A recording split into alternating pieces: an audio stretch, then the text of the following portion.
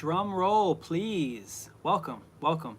Thank you everybody for joining us. Today is Saturday, 11/14/20. Thanks so much for joining us today for the Moringa Growers Co-op Chapter Meeting. And every week here at Numa Farms and Nursery, we host a Moringa Growers Co-op Chapter Meeting. So that way you can attend in person and you can talk and learn about the cooperative, but also so that way you can join here. And so we're here live streaming on the Moringa Growers Co-op Facebook group if you'd like to join us there. Also, we are live at Numa Nursery's YouTube channel. So thanks again. Every Saturday at 1 p.m. we're going to go live on each of these platforms so that way we can get out more information about the Moringa Tree and the Moringa Growers Co-op to you. Thank you. I'm Kendrick Henry, your local moringa farmer, and I started growing moringa trees on other people's properties in 2014, and that's how we started the co-op.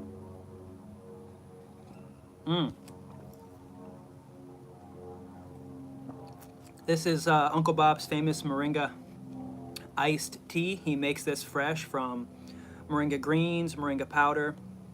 He uses a cold press, I should say a French press, steeps the hot water and leaves in the French press, then puts it in the refrigerator overnight. The next morning, it's already fresh to go, and he's added some local honey. Speaking of honey, we actually harvested some of our very first batches, frames of honey yesterday, so that was great here at Numa Farms. What's the relationship between Numa Farms and the cooperative? Is that as an owner of this farm, of the owner of Numa Nursery, we operate these separate businesses where the co-op can help farmers, existing farmers. So imagine I'm an existing farmer, I have some farmland, and I might grow potatoes, or I might grow carrots or lettuce. But I've got some extra space on my property, and I may want to grow something, a little bit of a like a profit crop, cash crop, something that would be fast, that might be able to get some money in my hands within the first couple years of growing it.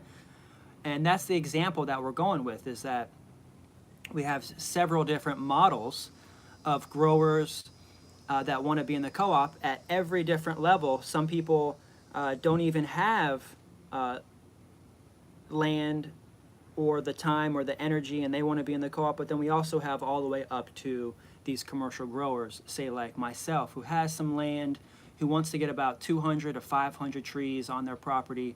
What can the co-op do for me, Kendrick Henry, and also for my business, Numa Nursery? And that's what we're here to learn about, is duplicating this model that we've created here at Numa Farms and Nursery, so that way we can help you on your farm and get your farm started. So thanks everyone for joining us. Thanks Peter, thanks Tanina.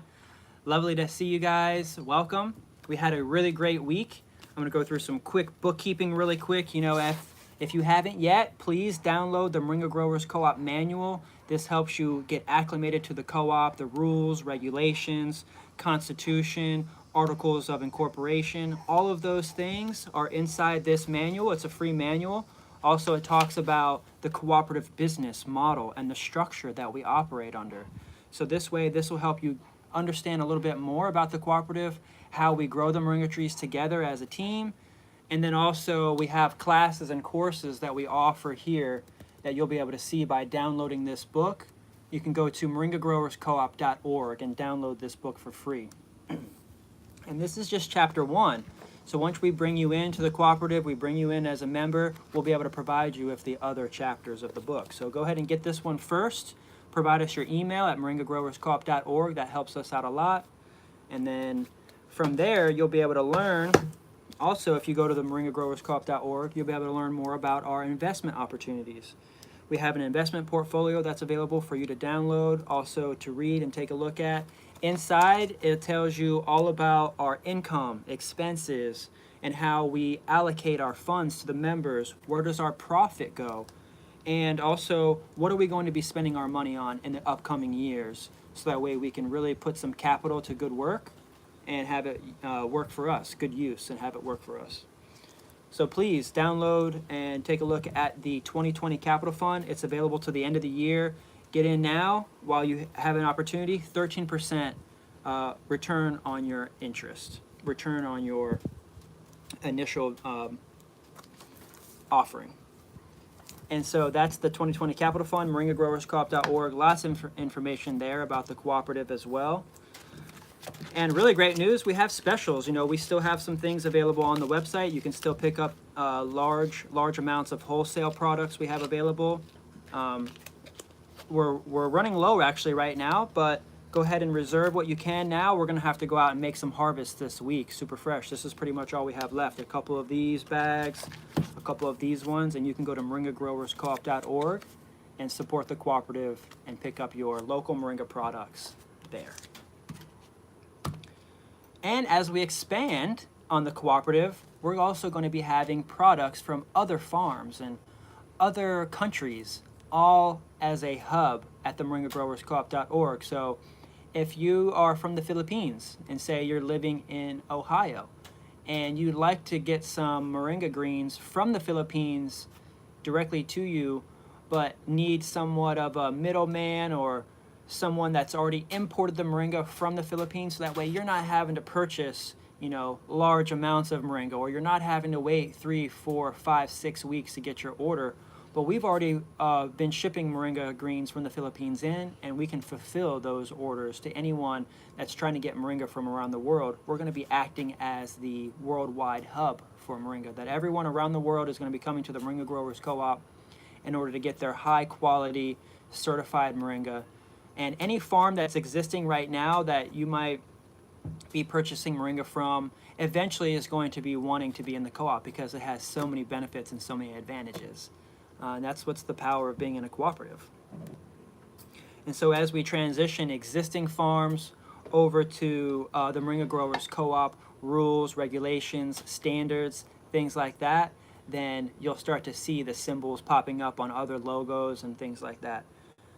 What I mean by that is there are, say, members in the co-op that don't have any land, that also are not interested in being farmers, but they want to be much more of a retailer to the co-op. They want to support the co-op by selling the products, say, through their website or through their business, through their stores.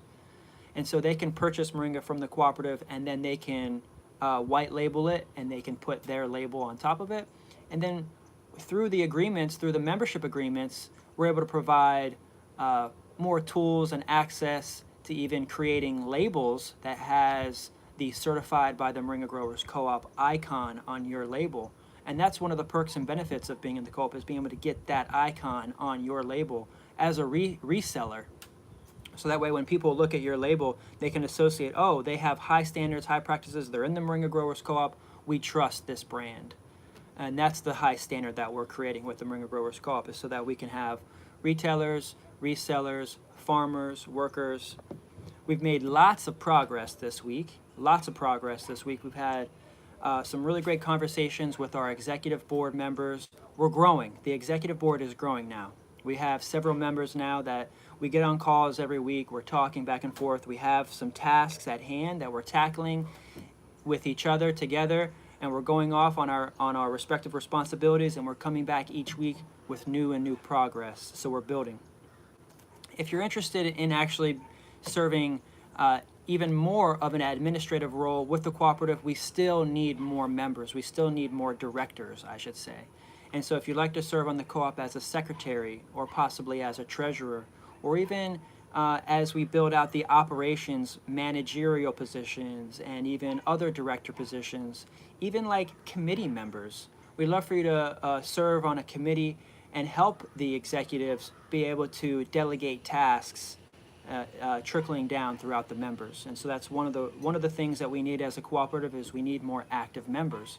And that's why we're here every single week, coming to you, letting you know that we could use more help.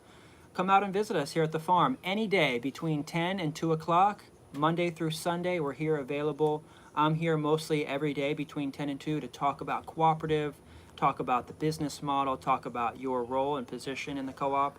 We had so many people come by and visit us this week. Actually, I have a roster just of people that came in, wanted to talk membership, all the things that we talked about, and I took some notes. And I just wanted to say thank you, everybody, for watching and joining us now. let's see. We're gonna have a webinar. We're gonna have a webinar this week, probably either by the end of this week or early next week, and that's gonna be a free webinar that we're gonna bring people in. I think it's gonna be a Zoom meeting where we can bring everybody in that's specifically asking about membership, especially ranging grower membership, because we have different tiers of membership. We have grower members. We also have worker members. This is a producer worker co-op. It's a hybrid. It covers down the line. I just gave an interview to a magazine, a cooperative magazine. They came in this morning. They want to do an interview on us, and they were like, "We found something very unique with your cooperative, sir." I'm like, "What's that?" And they said that it literally covers the whole industry, the whole gambit. I'm like, "What do you mean?" "Well, you're reducing the waste stream in creating more jobs and opportunities for people to still be in the co-op as these workers that are harvesting moringa, processing moringa, vending moringa, selling moringa at other farmers markets on behalf of the cooperative."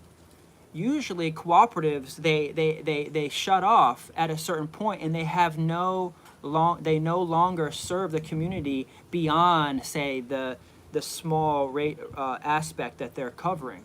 And that's business. I understand that. Business has to stay kind of niche and focused. And that's why we're focusing directly on moringa. But we didn't want to lose the opportunity to create more relationships, more jobs, and more things by limiting ourselves by just having, say, growers. We wanted to introduce this worker aspect of the cooperative so that way we could cover all the way down the line. And that's what the interviewer mentioned, is that we have a whole entire industry now that's tagging on, is attaching to the grower aspect, which is a really beautiful thing, because then we don't lose that energy that we're building within the co-op, which is amazing. And they took notice of that, and they're like, "What inspired you to do that?" And I kind of gave an example. I don't know if it was the right kind of example, but permaculture. Studying permaculture practices has really inspired me to be able to see all the way down the line of things. And I love permaculture. And he asked, how do you incorporate permaculture into the cooperative? And when one of the co-op members, when a farmer is asking to be a part of the cooperative, and they want to design their property, they're hiring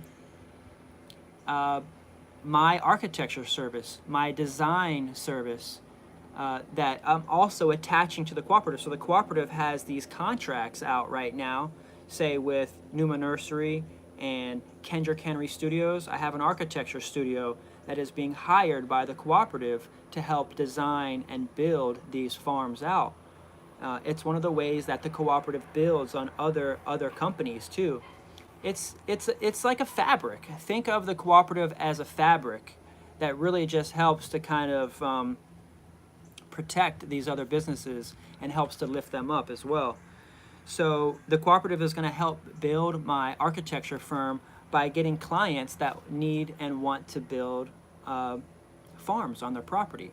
So we're going to help design and build these farms using my architecture skills, using my permaculture skills, and we're going to train down the line so that way we have generations of cooperative members that use the same practices that we're instilling, the mission, the environment that we're creating in the cooperative, so that way they always maintain, so that way 10 years from now, when a new member comes in, we're still using the same permaculture practices and implementing that on the new farm.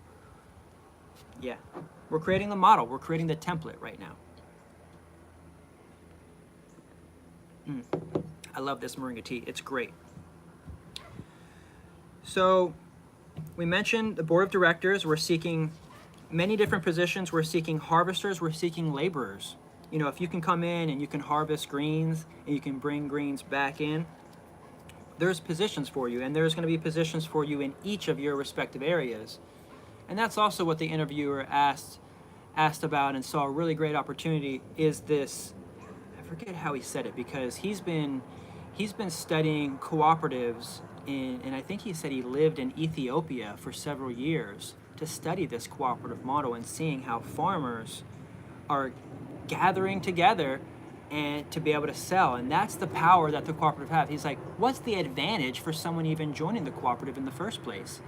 The advantage is if you're a farmer and you have no way of being able to sell your products because you don't have time to go to the farmer's market, you don't have the ability to have a website of your own, you may not be technically savvy. The membership, there's different tiers of membership that will be fit, custom to your needs. So if you're a farmer and you need help selling those greens, that's what the cooperative helps to do, is to get the advertising, get the eyes. You know, your membership costs, the membership fees and dues, the advertising is included in that, depending on how much you need us to sell. So if you're a commercial grower and you need us to sell 1,000 kilograms a year, we're gonna need to put some advertising out there, and then we're gonna have to adjust the cost of your membership depending on how much you'd like us to buy. So if you need us to buy 50 kilos, 100 kilos, 1,000 kilos worth of greens from your farm, that tier is available, catered to you, whatever you may need as a grower. So that way you for sure have a constant, steady flow stream of income as, say, it's a new farm and you're getting your new farm started.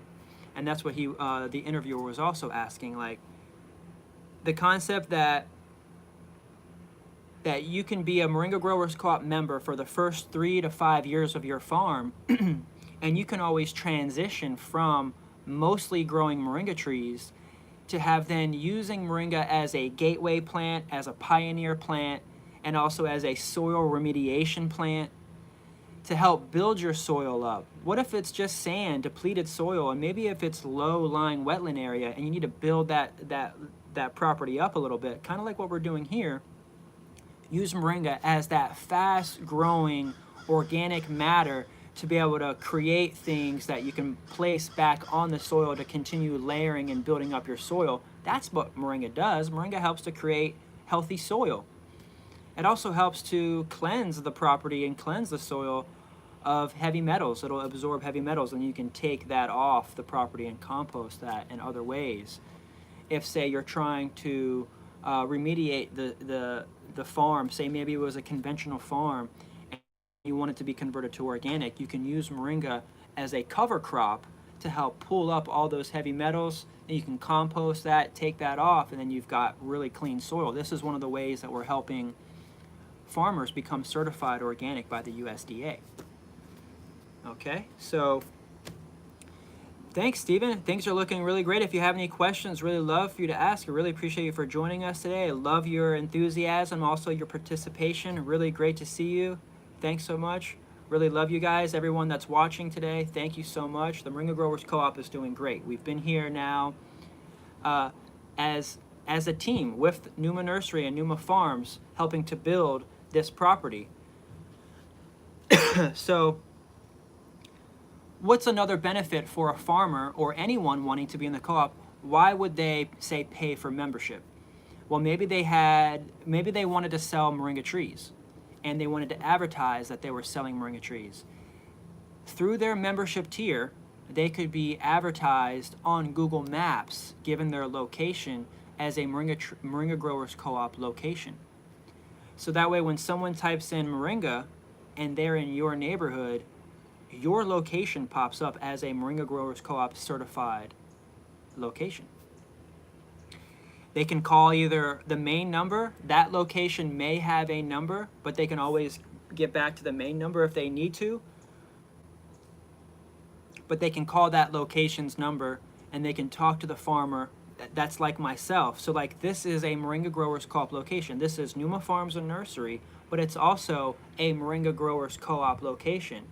So we have courses here. We teach classes here, Moringa classes. So the cooperative provided me with the educational material to teach that course. And then I was able to keep a portion of each person's participation and attendance, because when that person showed up for the course, they had to take a test. When they took that test, we were rewarded grant money from the state. These are the things, these are the powers that that we have as a cooperative when you're just say like a random farm like Numa Farms, and we want other revenue streams. We want to bring in other revenue streams other than, say, maybe bananas or aloe vera or other plants that we're growing like roselle or even spinaches and lettuces and things like that, persimmons, pineapples, all the plants that we are growing just here on the land as a farm that we sell at the farmer's market as the farm. But we also now are able to get a call for moringa.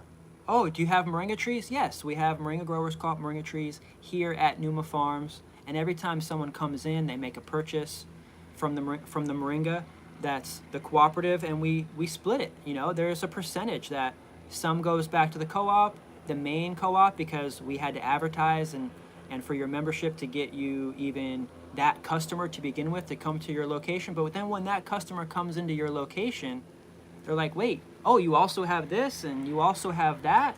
Oh, well, I'll get a moringa tree, but then I'm also going to support your farm by picking up some of the other products that you have on your farm.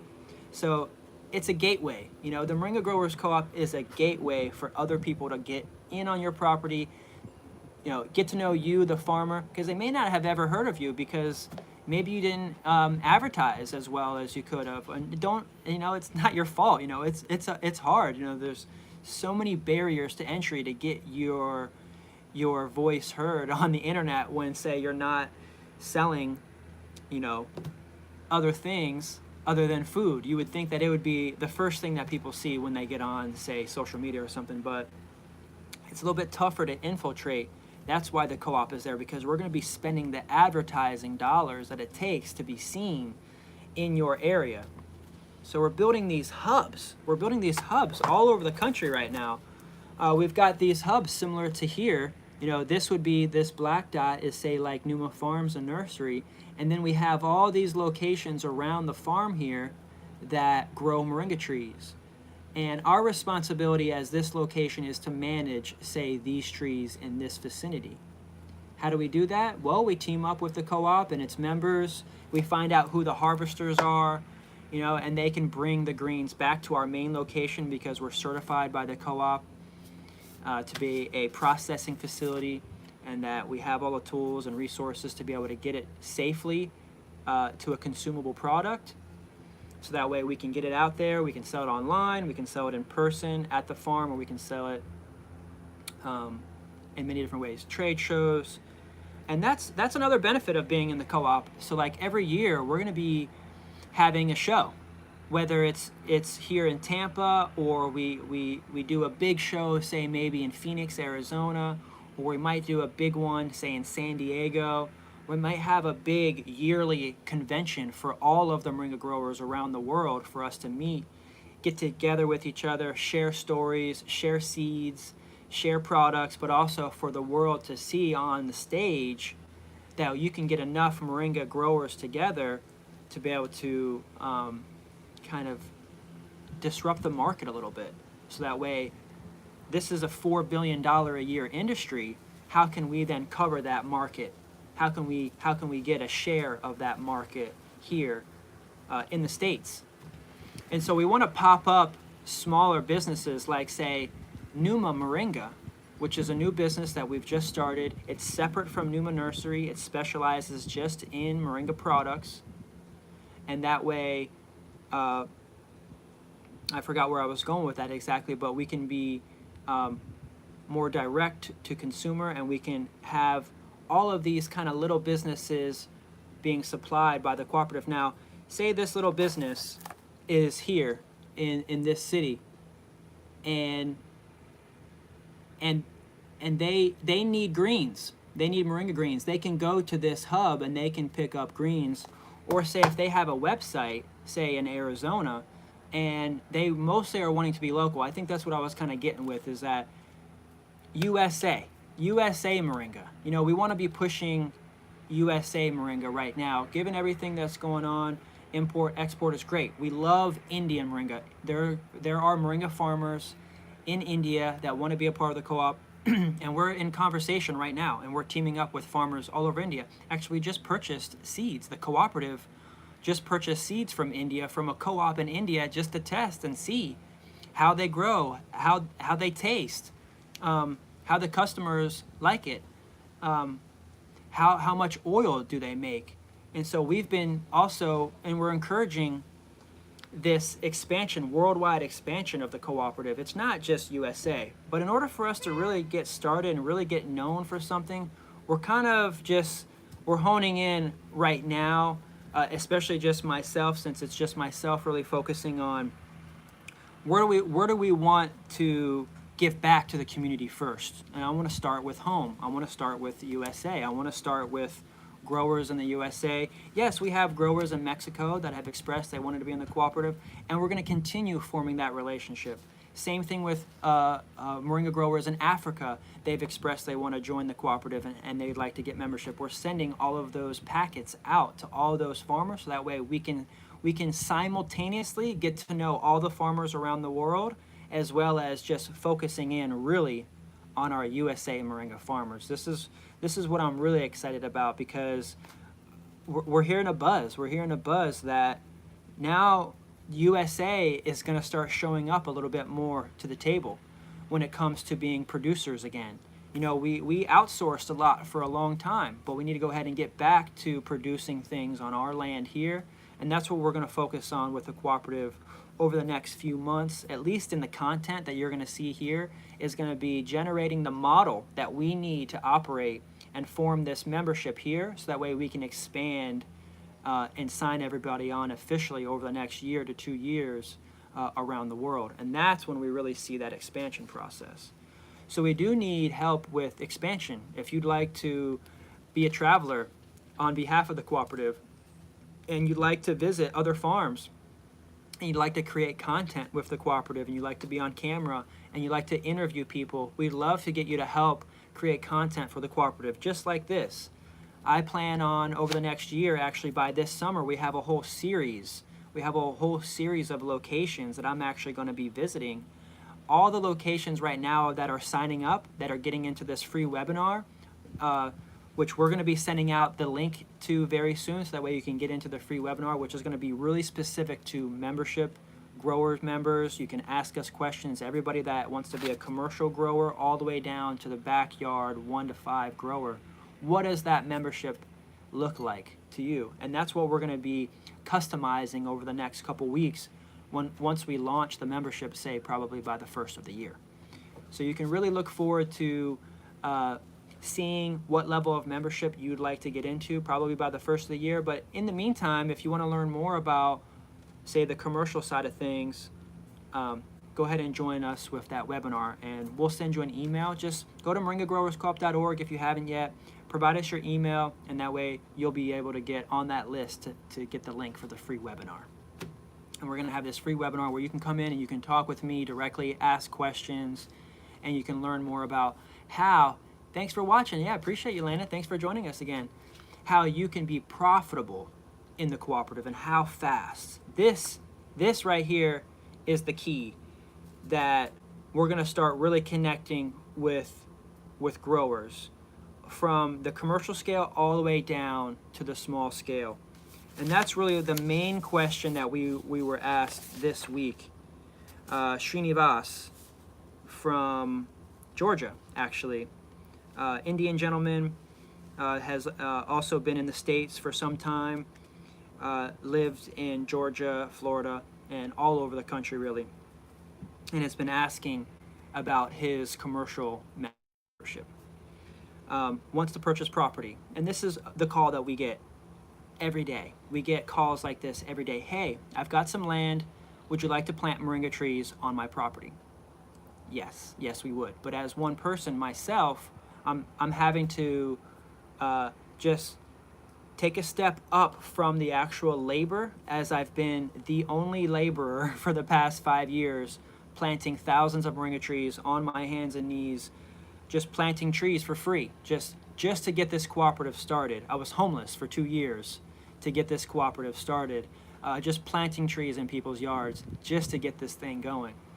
But now, as I'm learning, I have to take a more administrative role, a more executive role, and train others to also do the same thing that I've been doing. That way we can multiply my ability out, and also get new people in, new people learning, because they all have a perspective of how they see things and how they've learned from the past, because we all come from different backgrounds, and we just want to get a diverse group of people into the co-op.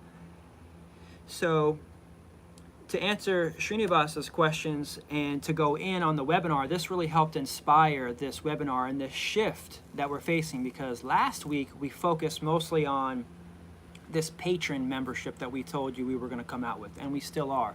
It's still very important for us to have every single person that wants to be in the cooperative in the cooperative. If you don't have space for trees, that's okay. If you don't have time to work for the cooperative, that's okay. We have a membership packet just for you, and there's lots of rewards, lots of goodies. It's called Patron, a Patron membership, and that's one of the lowest tiers. It's a non-voting member tier that you can get in. It's a forever non-voting member. There's no responsibility. It's a patron. You're a patron of the cooperative, and every year, if you'd like to continue contributing, donating to the co-op by receiving membership materials, rewards, discounts, coupons, and things like that, then that membership is perfect for you, and that's the Patron membership. And we don't have an exact price for that yet. We're thinking around a certain amount, and also we're getting together all of the little things that we want to be able to provide you. So what is the cost of all those things? And there's a difference between, say, like your first year Patron membership. It comes with a whole list of things, but then what if you wanted to be a Patron member for a second year or a third year or a fourth year? There's going to be different things that we offer. We're not going to be giving the same packet out or the same goodies out or the same resources out. There's got to be more resources, more things that you get by continuing coming back as a Patron member every year. So that's one of the things that we're building. But we switched gears this week, because now that we got that far, we have an idea of that's what we want to come out with the first of the year. We have a Patron membership, and that's great. That's going to hit the ground. That's where we might have, say, 1,000 members come in right away. We might have 1,000 paying members that day that we say, hey, Patron membership is open. If you'd like to be a part of the co-op in any way, entry level is a Patron member, and that brings you in. You can also, from a Patron member, upgrade into other tiers. So as you come in as a Patron member, you learn. It's the least expensive of all the options. Get you in, get you some material, get you learning, get you in on the groups, get you in on the chapter meetings, get you the resources that you need, get you a box with some products in it, with some branding material, ways for you to be able to share information about the co-op to others. All the way up to that commercial grower that we're reaching with hundreds of acres. This is the calls that I've been getting for 5 years, and I've been turning people away. I have literally just been turning people away for 5 years. I call and they say, hey, I've got 100 acres and I'm interested in joining the co-op, and I'm older, retired, maybe handicapped, don't have the physical ability. They're not able to do any physical labor, but they want to be in the co-op. They have 100 acres or more, and they want to grow thousands of moringa trees. These are the calls that I get every week. And I've been saying to those people, thank you very much for your interest. Let me get your information, and we'll call you back once we're ready to talk. I put that wall up, I put that barrier of entry up because I just wasn't ready to hear. I wasn't ready.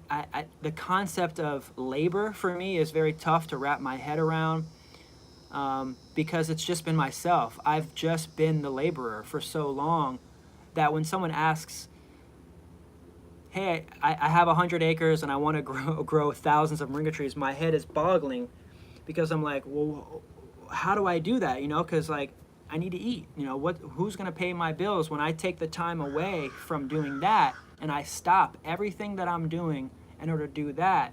How do I make a living as the only laborer to do that? And so I said, I don't have the time or the resources to even stop what I'm doing to be able to even do that. And that's where one of our executive members made the suggestion, why don't we also focus simultaneously, instead of say focusing on signing up 1,000 people for the patron membership, why don't we just try to sign up maybe 5 or 10 people right away in the commercial grower membership? That may help bring in the capital and the income that we need to kind of be able to breathe. That way we can actually take those funds and spend it on the labor that it takes to plant all those trees out, for the design process, for the installation, for the irrigation, for the yearly maintenance, for the harvesting. So this is what Shrivinath was saying, is that he wants to be an absentee owner.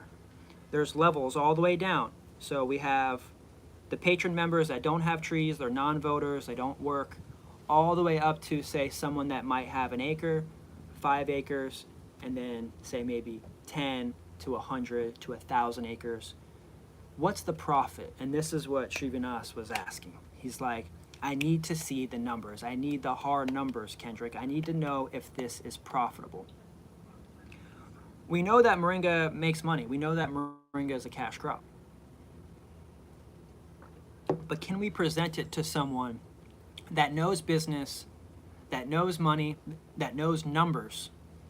Can we prove to them that this is a viable business for them to get started? So that way, the moment that we plant the first Moringa tree on that property, they know when they're going to turn from the red to the green.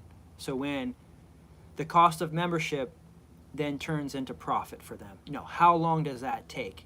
Because if Shrivinath is saying that he's an absentee owner and he needs the cooperative to not only design the property, but also surveillance the property, because he doesn't live there. He lives in another state. He's talking about getting a property right down the street from us here, giving us the keys to the property and say, here you go. It's yours to do with it. He wants to be the money man. He wants to be the guy in the money. And I understand that. That's great. We want more members like that. How do we appeal to more members that want to be in that money? Now, I don't want to lose all the people that just want to be patrons, that might only have 1 to 5 trees. There's a membership tier for you. It's not going to be outside of your budget. There's not going to be something that we say, in order for you to be in the co-op, you have to give us this money now before being a member. No. There may not be money exchange right up front for some time. There's going to be a relationship that we build. There's going to be some things that you can offer to work off that, say, membership fee, whether it's providing the first couple 100 kilos worth of greens from your property to the cooperative, so that way you don't have to actually pay for membership, things like that, so that way it comes out of your supply, and then from there you start profiting off of. This is what we're saying, is that there's a membership tier catered and customized just for you. So have no fear. I want to be able to open your mind, because this is what limited my mind to thinking that I could only think of, say, maybe the patron membership right now. But just expand, because then you have an opportunity, because you never know where you are 5 years from now. If you're struggling and thinking, man, I can't afford what Kendrick is saying on this commercial grower membership may cost thousands and thousands of dollars, but really what that is it's literally just the labor that go out there, the cost of the seeds to be sprouted into trees, maybe the cost of the trees, depending on how soon that farmer, Shrivinath, may want to be profitable. He may want to buy 2-year-old trees. He may want to buy 1,000 2-year-old trees installed. So he's going to purchase, potentially through his membership, say 1,000 2-year-old Moringa trees from the cooperative, because Numa Farms and Nursery has already been growing Moringa for 2 years, and it has 1,000 trees in pots to sell to the co-op. That's where all of these other locations come into play. So say you're even a grower that has space, and your grower membership only includes growing plants in pots. That means when someone like Shrivinath calls and says, hey, I need 1,000 2-year-old trees to be planted on my property, we can buy those from the cooperative member over here that already has them growing. And that's the pool that we can pull from. Same goes for product. Say if you've got 100 kilos over here and 100 kilos over here, but we just got 1,000 kilo order from a large company that puts it in all their products, then we can pull from all of our member pool and get all that moringa together from everybody. Bam. Okay, so focusing on this commercial membership, because I don't want to lose people. You can work your way up into this membership, but I don't want to push anybody away anymore. That's the thing, is that we can't afford pushing anybody away. We have to start accepting that we're attracting a massive amount of land, a massive amount of people with money right now that want to be able to profit from this cash crop that's now the hit plant, that's now the most nutritional plant on land that people have never heard of. We have to still appeal to them. I've been saying no to them for 5 years. So we're opening the floodgates now. We're opening it all up to everybody. That's what this webinar is coming up next week. We're opening it up to have a conversation. What do you need, Srivinas? What do you need, Tim? What do you need? And all the other hundreds of people that I've been on the phone with that have hundreds of acres, what do you need to get started? They mostly need the labor, the experienced labor, the moringa growers, trained by the cooperative to be able to design, implement, and grow moringa on their property at such a high standard that these farmers are willing to pay for that up front, as long as we can prove that it's profitable within a certain time frame. And that's where our job comes into place, because that's dependent on the location. Because we just got off the phone with someone this morning that said that they want to do the same thing in Spring Hill, and that's about 2 hours north of us here. And so I said, well, you might have a little bit more labor in protecting your trees over the winter time, because even Spring Hill, just an hour, 2 hours north of us here, is at a whole nother zone, and their growing season is cut shorter because of the colder weather. As soon as those greens start to yellow, we don't want to harvest them anymore. You know, up there beyond October, November, December especially, it's already had several cold nights. All the trees are yellowing out. We can't use those greens. We've got to cut it back to a dormant state. We've got to let it sit entirely over wintertime, and we can't even harvest those trees in Spring Hill until, say, April, May, sometimes even June, because we have to wait until it's producing nice, dark, green greens. We don't want to get the yellow, straggly, weak greens, especially when we're producing a high-quality product for our customers.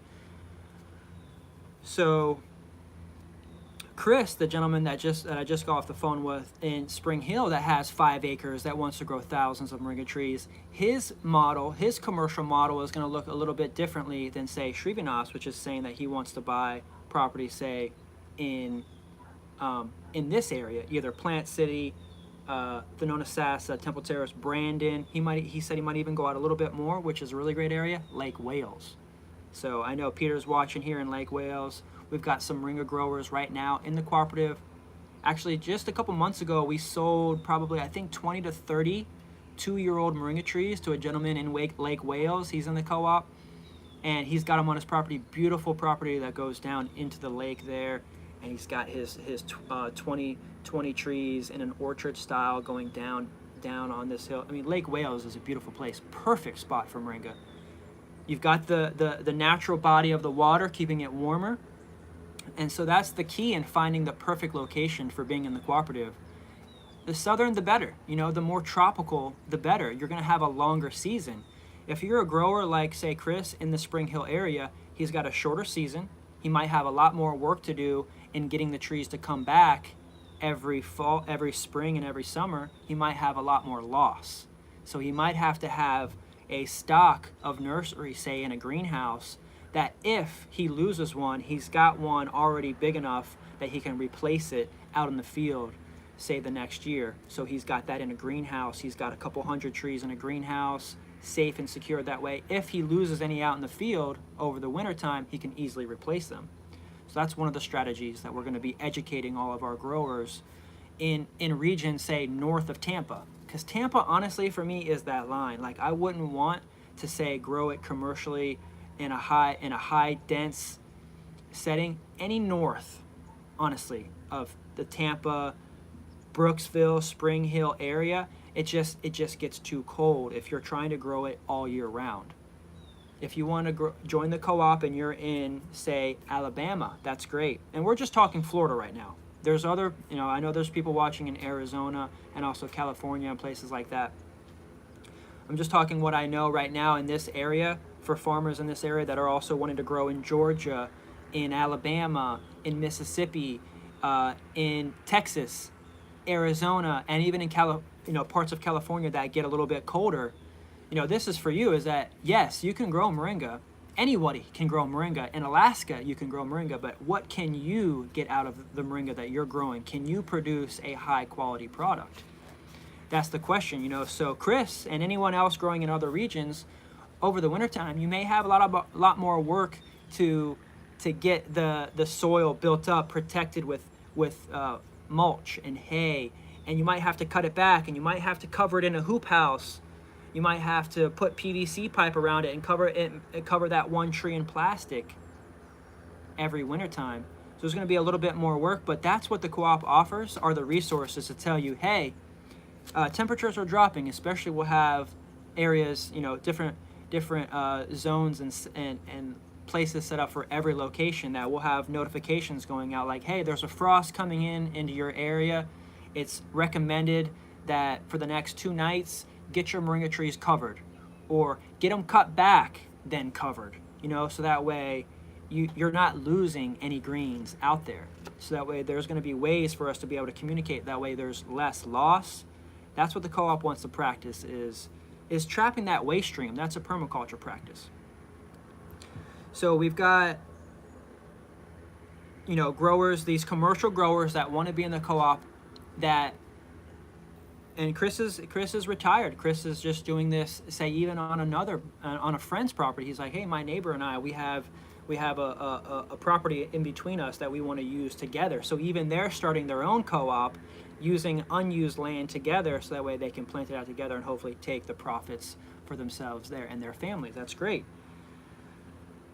So they're going to need our help completely, all the way from the design process, the implementation, installation, purchasing the trees, purchasing the seeds, all the way down to maintenance every year, 2 to 3 times maintenance.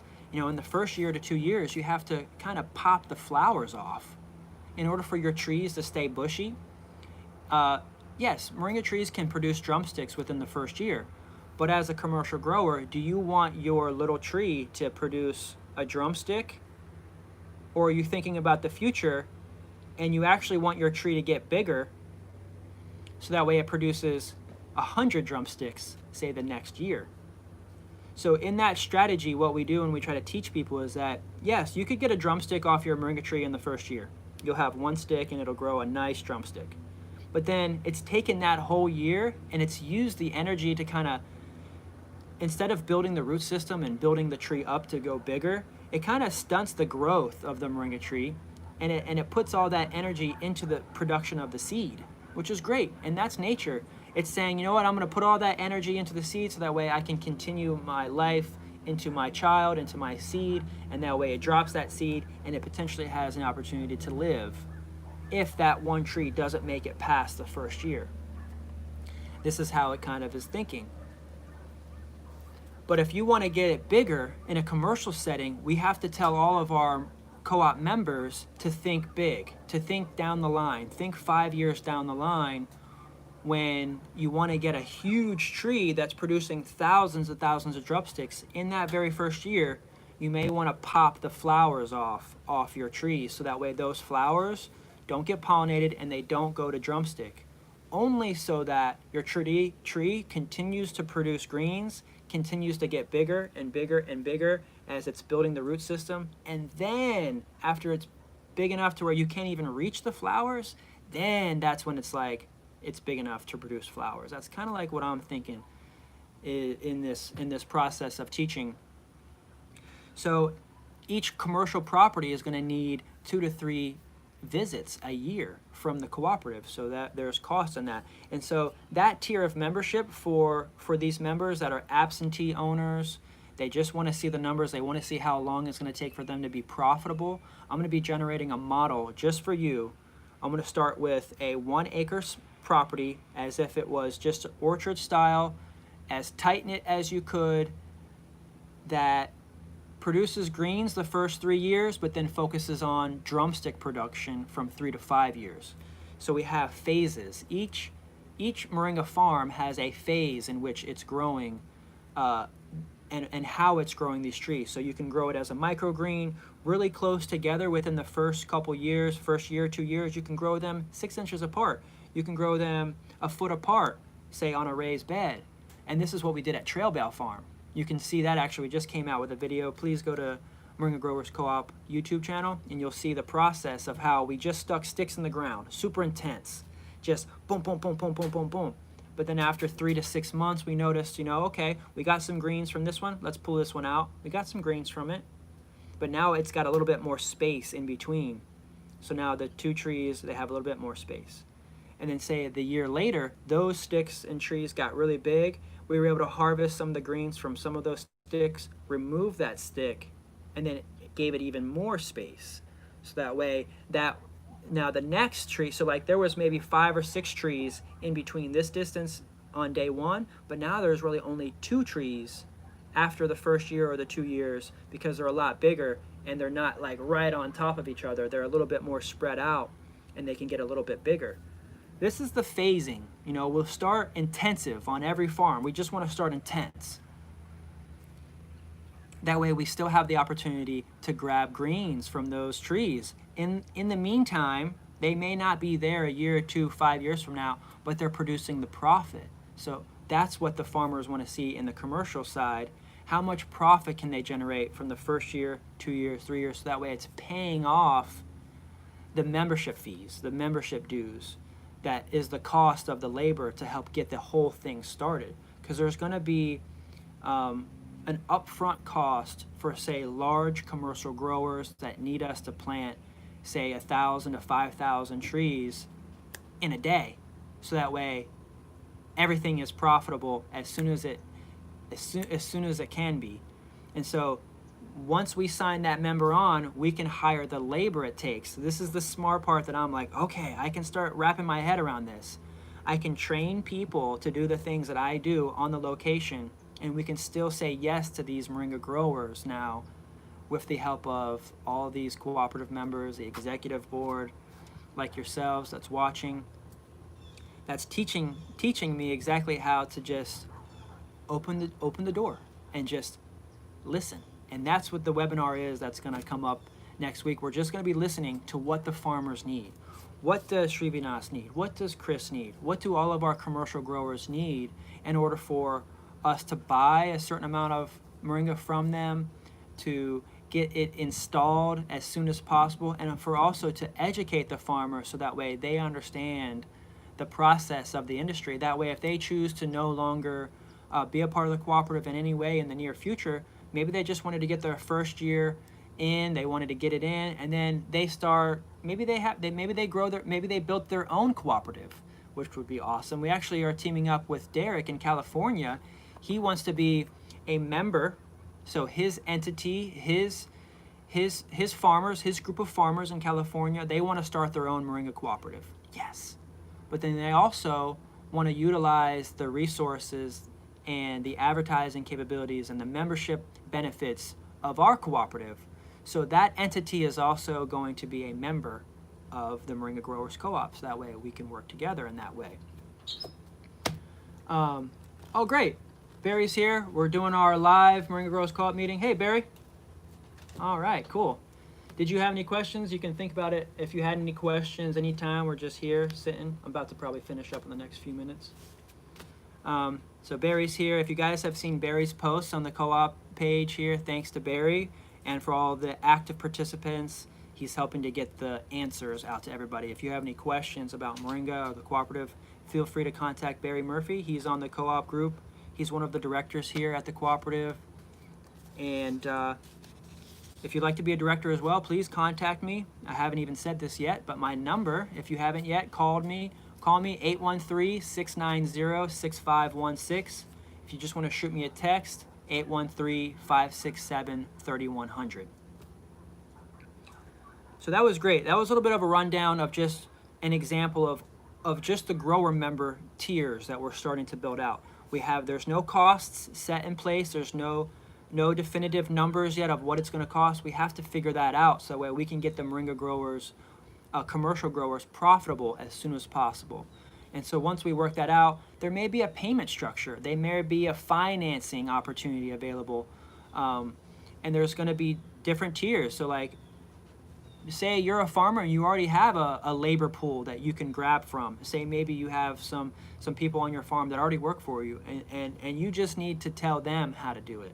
You can grab the resources from your membership packet, through these diagrams, through the instructions that you're going to get on how to plant your commercial farm. You can give that to your workers, your workers on your farm, and say, hey, this is how we're going to do it. This is what the co-op has instructed us. This is how we're going to grow our moringa trees in this style right here. And then you can go off and you can pay your workers at your own wage, just in case you have your own kind of labor set up on your farm. So there's going to be different levels to whatever you have on your farm. Say someone said that they can get it all done, but they just need someone to come out and harvest it. And that's where we have independent contractors with the cooperative that are trained harvesters that harvest the greens to bring them either back to a certified processing facility or to even just process it on that co-op location, because it has in turn turned into and been certified by the co-op as a hub, like here, as a certified processing facility. So we'll talk more about that. That's commercial grower members. There's a range all the way down. And then there's a whole nother side of the cooperative of the workers. And I mentioned a little bit more about that in the Trail Bale Farm update. So 2 years ago, we went to Trail Bale Farm, planted moringa trees like I was mentioning, really intense. Barry and I went out there, planted sticks. And then over the course of 2 years, we pulled some out, so that way they have a little bit more space. Now those trees are getting really big, they have a little bit more space. And so that's one of the models. So that's just the growers. There's a whole other workers, because we need people like Barry and I. We went out there last week, we harvested it, but payment from the co-op, we want to get paid from the co-op. So as a laborer, we're going to mark our hours down. Right now we're working all the costs out and everything, because our sales on the co-op website page is very minimal. We don't really have a lot of we don't have a huge customer base that we're building right now. Mostly right now, the cooperative has been relying mostly on its first member, myself, and Numa Farms and Numa Nursery to sell its moringa. And so it's really dependent on how much Numa can even sell, because Numa purchases moringa from the co-op. And so we don't have, a huge customer base just yet. I mean, we have lots of questions, lots of people calling, asking more about it, learning about it, picking up small samples, some people getting a few kilos here and there, some businesses that are like, hey, we really want to join in. Can you supply us 100 kilos a month? And we're like, holy crap, this is why we need to get our commercial growers signed on now, because what if that commercial member is like, hey, I need to supply the co-op 100 kilos a month. Can you buy 100 kilos a month from us, the farmer? And then the co-op's like, well, yes, actually, we can buy 100 kilos a month from you, because we've already established a buyer that wants to buy 100 kilos a month. So we need salespeople, affiliate marketing people. We can only buy as much moringa from the cooperative members as much as we can get it sold. So there's this play and dance that we're doing between growers, distributors, and that whole relationship there, which is awesome, which is why the co-op covers all of that from the growers to the workers. So these workers, they're members of the co-op. So as a salesperson of the co-op, you're an affiliate, you're earning commissions. also earning dividends, also having shares in the co-op. So that way every year it's not just based on this, how many sales you've made, but how much sales the entire co-op has made, and everybody gets a dispersed amount of profit, because that's what a co-op is. A cooperative operates at cost, and all the profits go back to its members. So there's members in the executive board. They have executive board membership. There's worker membership. There's grower membership, and there's different tiers that provides people with a percentage of profit given the amount of work that they're putting in, given the tier that they're in, and given the amount of profits that we made as a cooperative. So that's a little bit of what a co-op is. Please keep in touch this week, late this week, Friday, or early next week. We're going to have a free webinar for you to join on Zoom, so you can get one-on-one with myself, ask some questions. Sorry, not one-on-one, but we may have maybe 10, 20, maybe 50 people in there that are really, really like, okay, we're ready to drop. We're ready to drop some money on membership. We want to get your labor pool out there to plant the trees for us. We need your design skills, Kendrick. Can you help us design our farm? These are all things included in the membership that we're going to be able to help all of the interested members with very soon. So the webinar is coming out.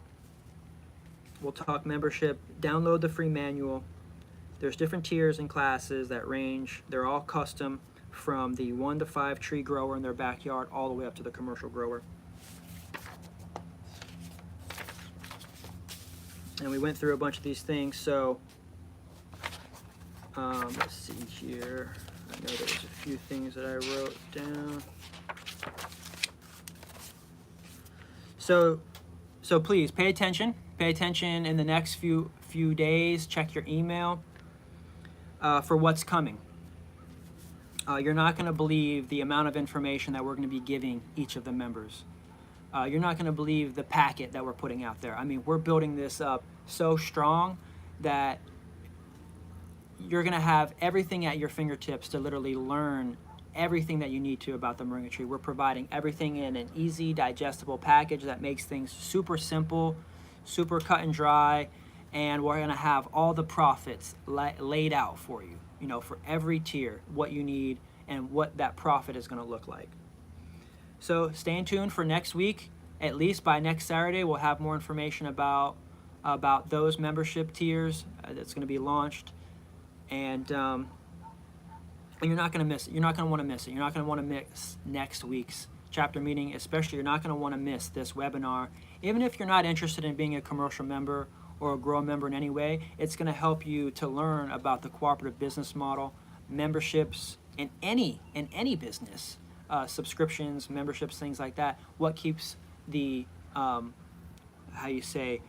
income flowing? You know, what is that? What do they call that? Flow. Just where you just have income flowing in. That's the way to keep a business coming. That's why memberships exist, because your auto pay and the pay is coming out every month. You're making sure you have a little bit of flow coming in. That's keeping your operations going. I'm learning about these little things that are going to help keep the business going on the inside. These memberships are going to It's going to help fill the co-op and make sure everybody's taken care of in the co-op, and that we have free and fair trade practices for all of our farmers. You're getting paid the maximum amount at that point. Once your trees are profitable by the 3rd year, you know, what does that look like for the Moringa grower that wants to be in the co-op? And that's what we're going to have for you. So please stay in touch. You know, we've already generated a lot of interest over the last couple years. I know some people have kind of maybe gone off and do other things, maybe wasn't sure. Now's the time to get into the co-op now. We're going to have a founding members opportunity, a beta class where you can get in and you can actually help us create content, and it's going to be great. So you're not going to want to miss that, and that's going to be in the membership packet. So we don't have a lot of more time to talk. We've already reached our 60 minutes for the day. So I really appreciate you for joining us. My name is Kendrick Henry. I started this cooperative about 5-6 years ago. I was gifted 80 moringa trees from this plant nursery that I was working at right here. I'm buying this property from the nursery that I worked for. And they gifted me 80 moringa trees one day for a day's worth of work. So I came into work, they're like, Kendrick, we don't have cash today, but we have these 80 moringa trees. Would you like to take these 80 trees home with you? And I had never seen a moringa tree before. I had just heard about it from Dr. Sebi, and I said yes. And I took those 80 trees and I started knocking on people's doors and I started planting those trees on other people's properties about 5 years ago to get the co-op started. And now we have over 300 locations just in the Tampa Bay area, and we also have hundreds of locations now where you're watching now in Arizona, California, Texas, Georgia, Mississippi, that are all interested members trying to get in and want to know exactly what's going to get your foot in the door. It's being knowledgeable. It's knowing exactly how this moringa tree grows from seed all the way to drumstick. And this is what we're going to do, is we're going to help make everybody feel confident in knowing that it's okay if your leaves are yellowing. It's just a seasonal thing that the trees go through. And one of the ways that you can alleviate those yellow leaves from the tree is even just snipping it back a little bit so that way it regrows. It's one of the properties with moringa. It regrows. Every time you cut it, it just regrows. So we'll go ahead and end that here. I think that's pretty much all we wanted to say today. Yeah, it's been great. Does anybody have any questions really quick for me? I'm watching here. I can see anybody out there. They're on YouTube at Numa Nursery YouTube. Anybody at the Facebook group here that has any questions before I go? I can go ahead and answer any questions if you're out there. We're going to have membership coming out soon. There's going to be the difference between non-voting members and voting members. And what that looks like, and we'll get everybody in. We're going to get everybody in that wants to be in the cooperative finalized over the next couple months, and that's what this is. This is really great for having this meeting here today. I really appreciate everybody that's watched and joined us. Moringa love. Do some cleansing, some detoxing. Enjoy the weekend. Come and visit us here any day, Monday through Sunday, 10 to 2. And we're here in Plant City. Really love you guys. Peace, love, and prosperous growing. We'll catch you next week. Take care.